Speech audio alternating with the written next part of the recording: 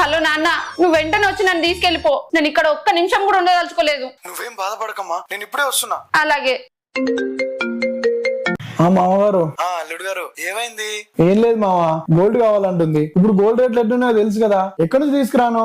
అయితే నేను 1,00,000 రూపాయలు ఫోన్ పే చేస్తాను అల్లుడు. అదేదో దానికి కొనిచ్చేయి. మా ఇంట్లో కూడా పెళ్ళైన కొడుకు కోడలు ఉన్నారు కదా, మేము కూడా సంతోషంగా ఉండాలి కదా అల్లుడు. ఆ దయ్యాన్ని అక్కడే ఉంచు. లేదు మామ, అవ్వదు.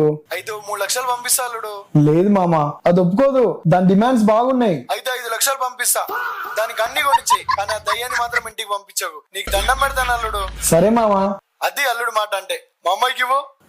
హలో నాన్న. హలో అల్లుడు, మా అమ్మాయిని చాలా అల్లారు ముద్దుకు పెంచుకున్నా. ఏది కావాలన్నా కొనిచ్చినా. నువ్వు కూడా అలాగే చూసుకోవాలి, లేకపోతే ఇప్పుడే వచ్చి తీసుకెళ్లిపోతా. సరే మామగారు, మీ మాట నేను ఎప్పుడు కాదని చెప్పండి. అలాగే నాన్న. చూడు, 1,00,000 రూపాయలు కొనాలి. ముందే డబ్బులు లేవు నా దగ్గర. అలాగే. రెడీ బుద్ధుందా, బుర్రుందా?